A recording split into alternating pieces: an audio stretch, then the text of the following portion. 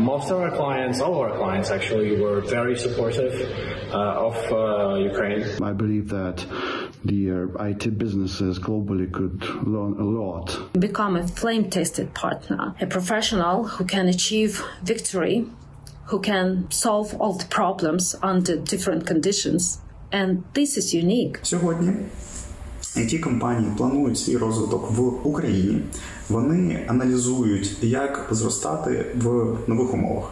Адже Україна обов'язково переможе. Hello and welcome to Ukraine in Flames, a special project brought to you by Ukraine Crisis Media Center, Ukraine Catholic University's Analytical Center, and NGO Euro-Atlantic Course.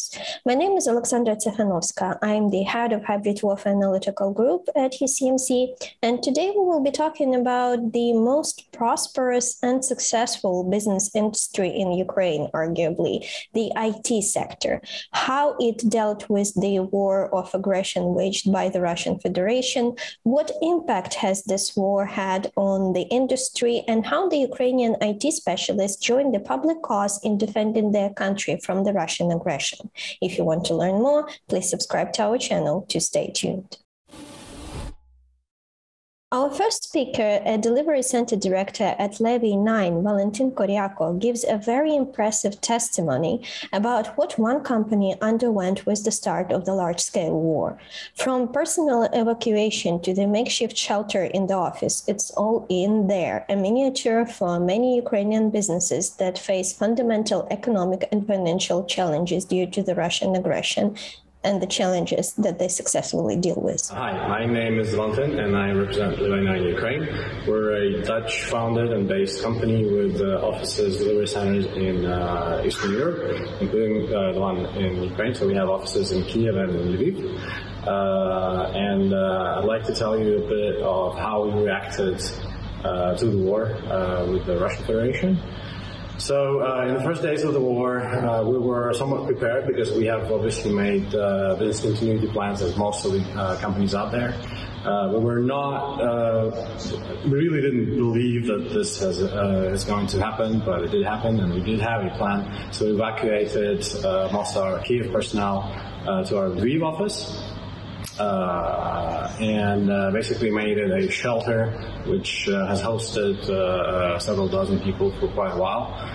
In fact, a few people like it so much that they still live there in the office. However, at this time, most of the people obviously already moved back to either Kiev or wherever they lived prior to the start of the war, as long as it's not in endangered areas.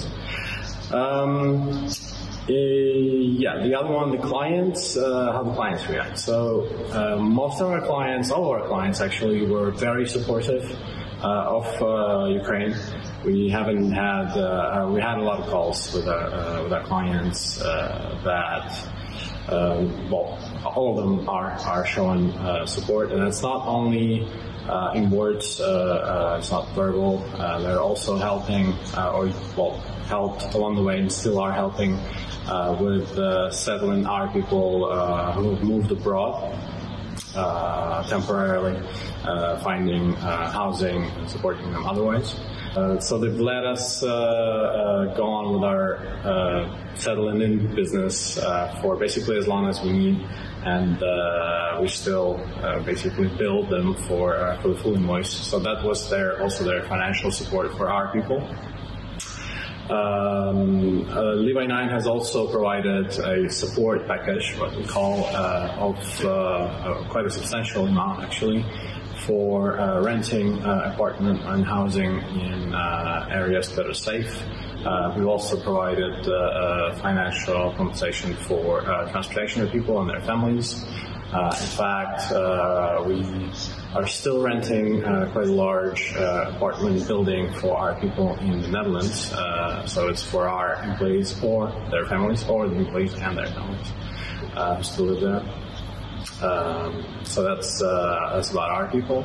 Obviously, we're helping the Ukrainian military. At first, it started sort of kind of sporadically because we also know people who are currently serving, and basically we responded to their individual requests or the requests of their friends. Then we've decided to focus more on communication, so we've been buying radios for multi-territorial defense forces, those that are not licensed. And then we switched to vehicles, and by now we've bought 5 or 6 vehicles, outfitted them, and sent them on their way to the military. So that's our way of supporting those people. We've also introduced the war tax, the 1.5% war tax, on the salaries of all employees, and Levy 9 is doubling that amount.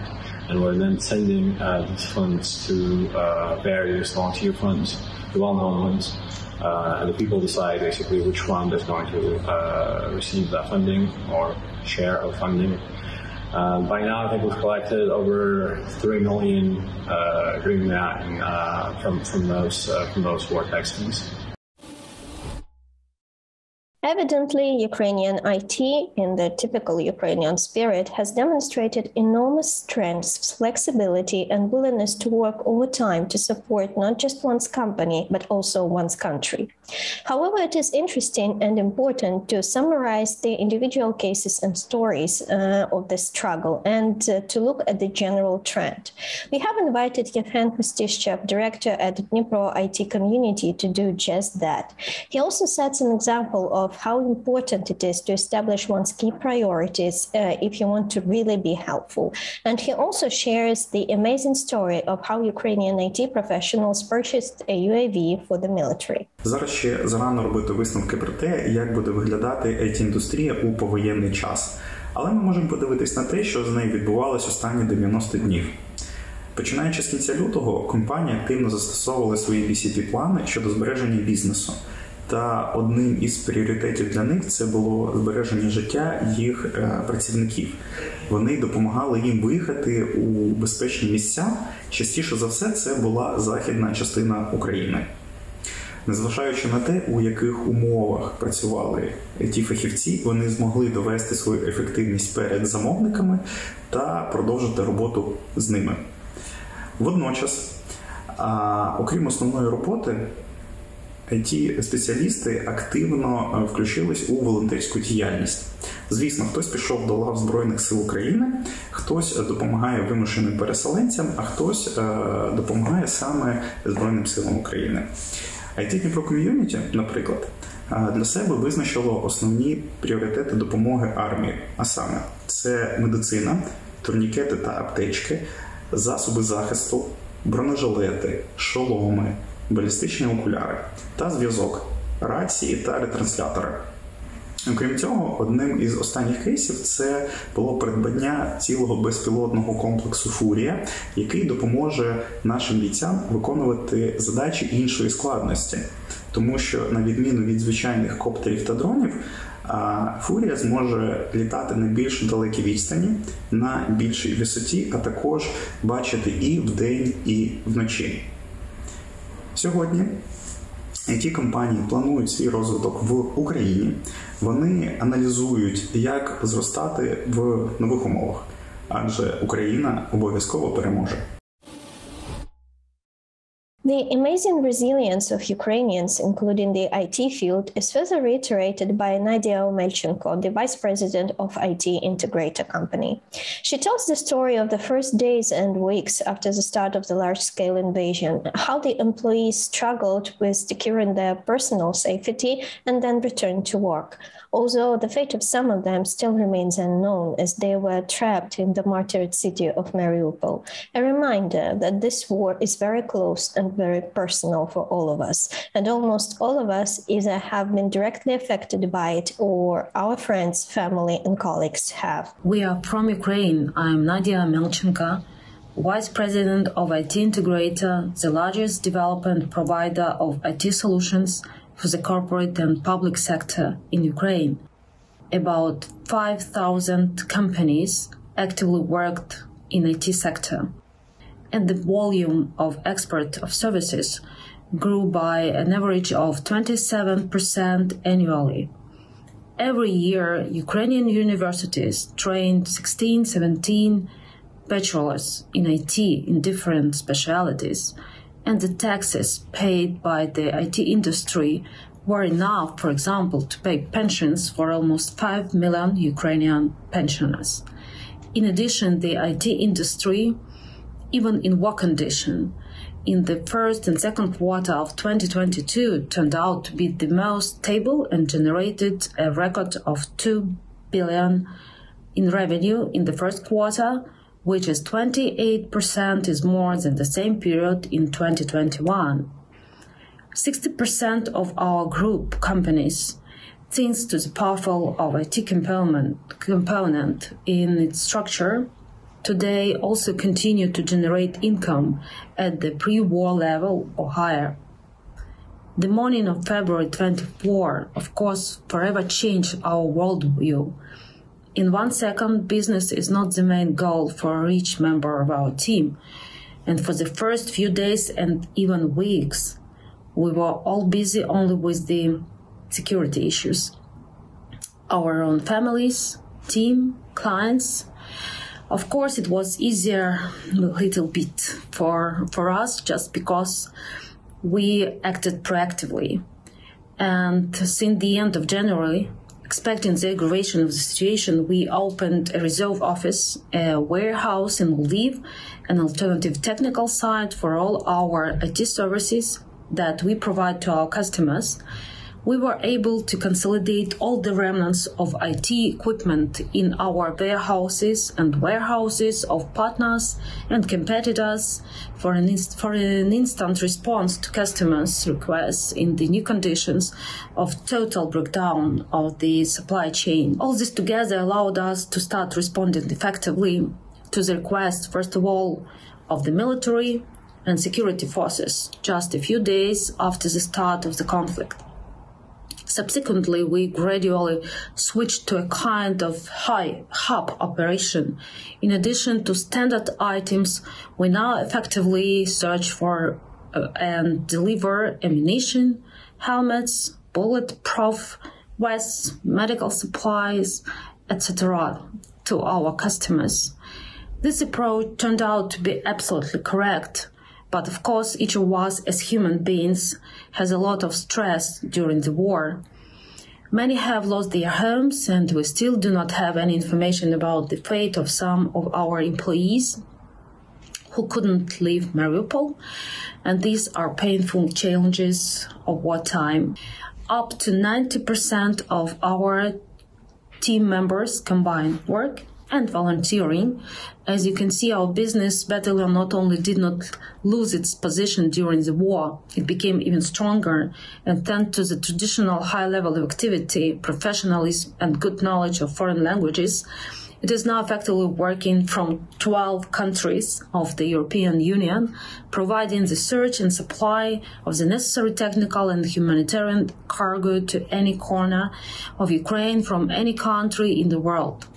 In addition, we have already opened our office in Poland. What is the strength of IT sector in this condition of a perfect storm for Ukraine? Why are we, without exaggeration, today becoming the most sustainable partner for any client in Europe, on the world? When you do something that you have never done, even if you feel threatened to be physically destroyed, when you feel instant support and successfully protect the cyber perimeter of your business and customers, you become more than just a professional, of which there are many.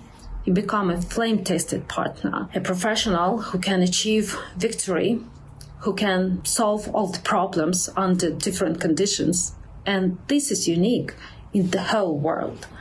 We hold the front, we will win. Slava Ukraini! It is very challenging, but also very impressive for the businesses to continue operating under such strain, being responsible and taking care not just of their own personnel, but also helping the country's defense efforts at the same time. Yet our IT professionals are used to multitasking, which is part of their success.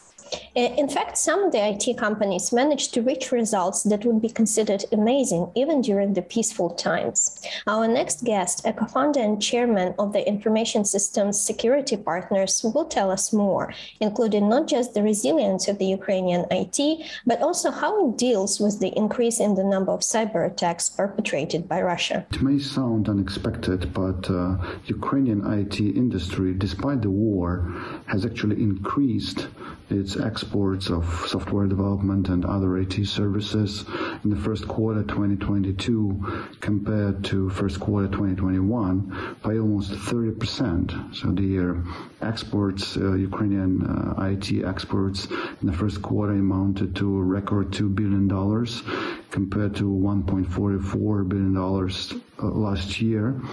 And this actually shows huge resilience of Ukrainian IT industry and IT businesses. And also it shows that the support and the level of relationships with the clients of Ukrainian companies outside of Ukraine is so strong that many clients not only didn't cancel their orders or suspended their orders, but actually in many instances increased their contracts with Ukrainian providers.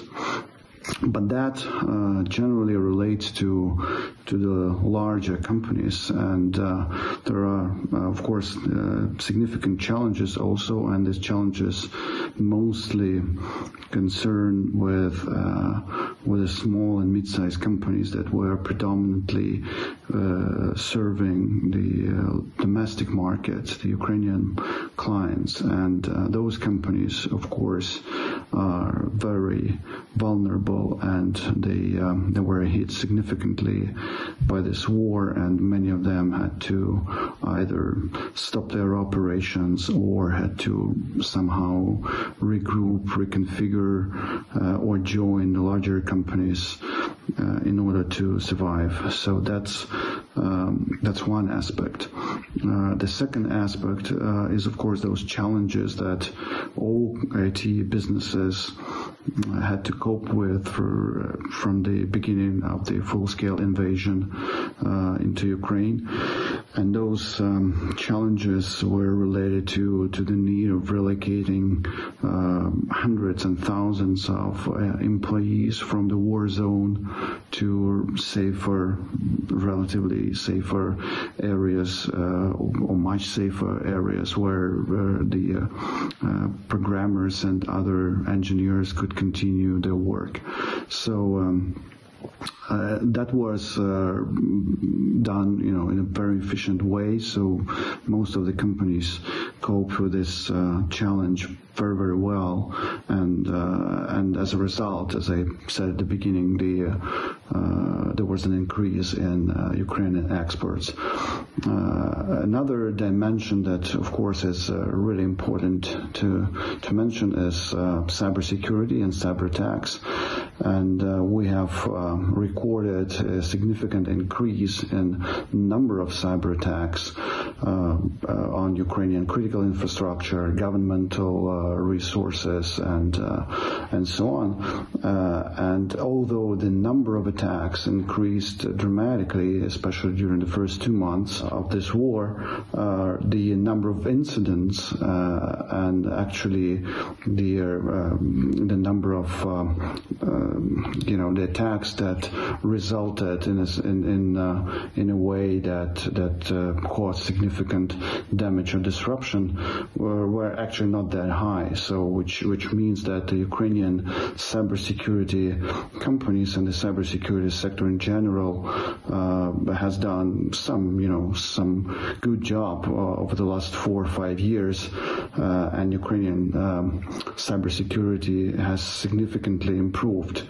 And now we're looking forward how we can serve the international clients better too. So overall, I believe that the IT businesses globally could learn a lot from Ukrainian companies, IT and cybersecurity companies, how to cope with challenging times and how to survive and even grow the business under the unprecedented challenges of the wartime or any other crisis. You've been watching this special project by Ukraine Crisis Media Center, Ukraine Catholic University's Analytical Center, and NGO Euro-Atlantic course, Ukraine in Flames. If you find our work useful, please like and share this video, and don't forget to subscribe to our channel. In the description to this episode, you can find information on how you personally can help Ukraine in the face of Russian aggression. Remember that everything is going to be Ukraine.